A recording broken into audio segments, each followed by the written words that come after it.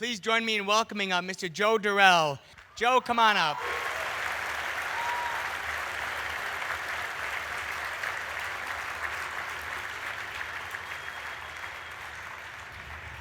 One fine summer day, after my sophomore year at Chesterton Academy, I was driving east down Interstate 94 from Mary's Place in Minneapolis to the Cathedral of St. Paul.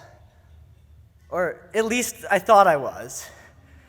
As I blissfully cruised along, I began seeing signs for the 494, 694 exits west of the cities. And I kept going. Eventually, I realized that this meant that I'd been driving west, not east towards St. Paul. I had been smoothly driving down the right road, but in the wrong direction. That is exactly where my life was when I enrolled at Chesterton Academy. When I first set foot inside the fine walls of Calvary Reformed Church, more lovingly known to us as Chesterton, I was, let's face it, already perfect. In the eyes of probably no one except myself. But to that one person, the mouth of Joe Dereuil is where every argument began and ended. I decided right away that by my senior year, I would be the smartest, holiest, and most attractive person in the school.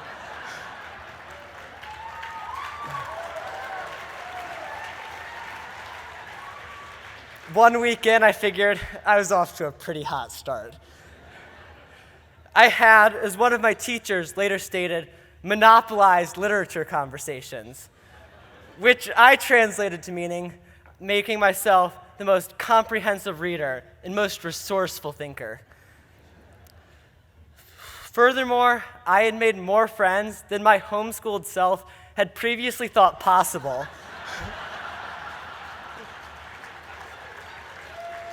On top of this, I was regularly serving daily mass and saying daytime prayer with classmates at school, a sure sign of holiness, I thought.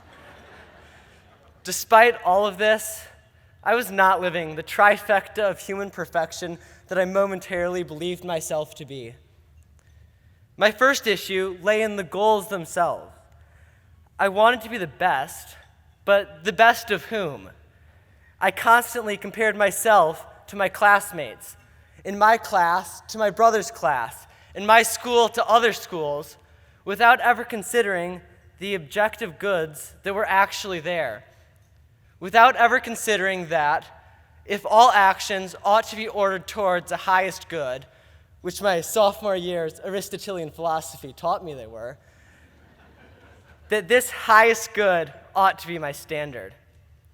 In other words, I should be comparing myself to the unchanging standard, not other people. As it was, I was facing two opposite pitfalls. On one hand, I was overly prideful about my accomplishments. But on the other hand, I was unduly aware of my lack of accomplishments. If the length of an inch changed from one day to the next, everyone would recognize how ridiculous it would be to rejoice in being tall one day, only to complain of being short the next. However, very few people realize how ridiculous it is to call oneself smart, holy, or attractive as compared to the transient standard of their fellow humans. Unfortunately, I was not one of those few. The world constantly changed around me, and I vainly tried to keep up, until I was hit right over the head with a paradox from G.K. Chesterton. We do not want a church that will move with the world. We want a church that will move the world.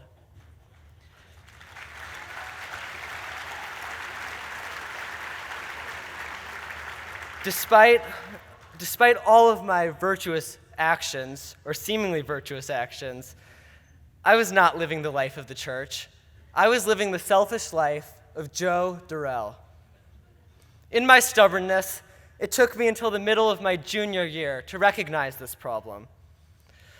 In my entire life, up until that point, I had almost never said the word no. This was not out of a generous heart, but it was out of fear. Fear that denying a request would make me lose favor in the sight of others. Do you want to go play hockey? Yes. Do you want to join 5 different singing groups? Yes. Do you want to join mock trial? Fine.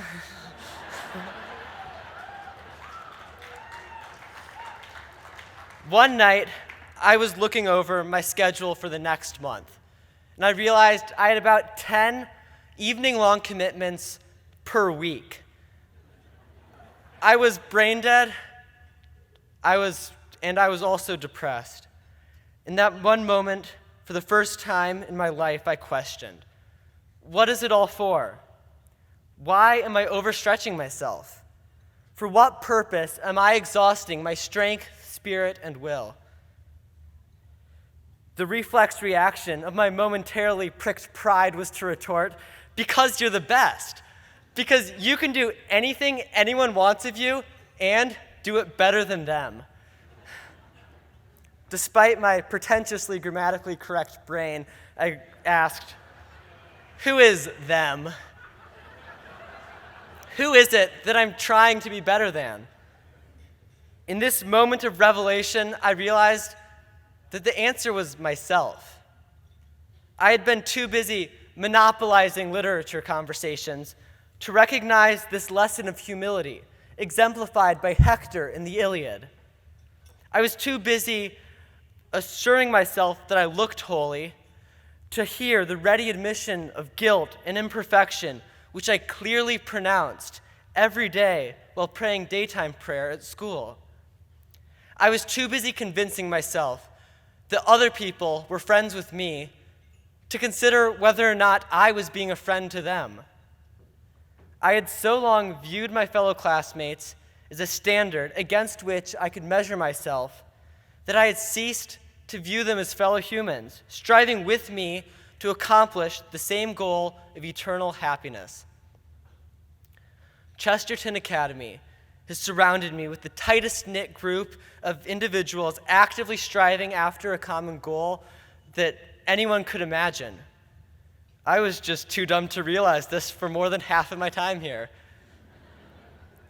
When I first arrived at Chesterton, I was comfortably cruising the wrong direction down my road of apparent good works.